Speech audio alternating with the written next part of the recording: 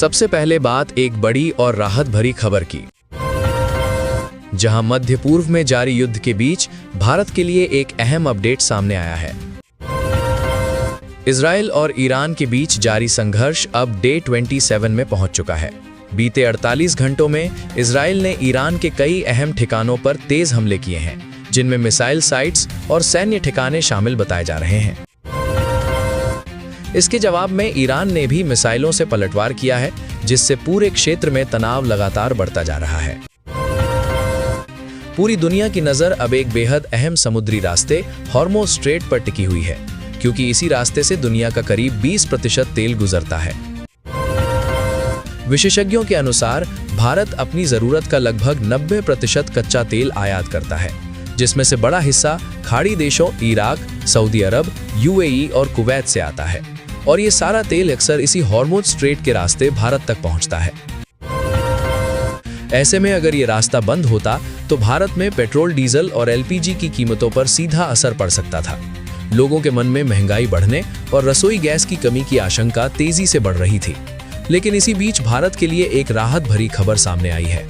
Iran के विदेश मंत्री ने घोषणा की है कि भारत समेत कुछ देशों को फ्रेंडली नेशन घोषित किया गया है। इसका मतलब ये है कि इन देशों के जहाजों को हॉर्मुज़ स्ट्रेट से सुरक्षित गुजरने की अनुमति दी गई है। सूत्रों के मुताबिक कुछ भारतीय जहाज पहले ही इस रास्ते से सुरक्षित तरीके से गुजर चुके हैं। भारत सरकार इस पूरे घटनाक्रम पर करीबी नजर बनाए हुए है। ऊर्जा मंत्रालय और विदेश मंत्रालय दोनों ही तेल सप्लाई को सुरक्षित रखने के लिए लगातार कदम उठा रहे हैं। जरूरत पड़ने पर वैकल्पिक रास्तों और तेल के भंडार यानी रिजर्व्स का इस्तेमाल भी किया जा सकता है।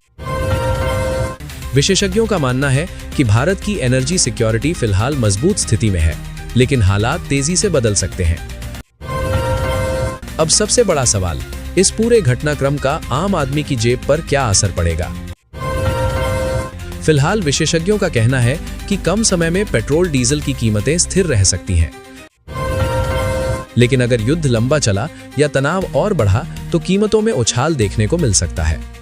इसी तरह एलपीजी यानी रसोई गैस की सप्लाई अभी सामान्य बनी हुई है, लेकिन स्थिति पर लगातार नजर रखी जा रही है। इस समय पूरी दुनिया की नजर हॉर्मुज़ स्ट्रेट पर टिकी हुई है। अगर यहाँ हालात बिगड़ते हैं तो इसका असर सिर्फ भारत ही नहीं बल्कि पूरी दुनिया की अर्थव्यवस्था पर पड़ सकता है। लेकिन फिलहाल भारत के लिए ये एक राहत भरी खबर है कि उसके जहाज सुरक्षित तरीके से अपने गंतव्य तक पहुंच रहे हैं। फिलहाल के लिए इतना ही अपडेट। हालात पर हमारी नजर बनी हुई है और जैसे ही कोई नई जानकारी मिलेगी हम आपको सबसे पहले अपडेट देंगे।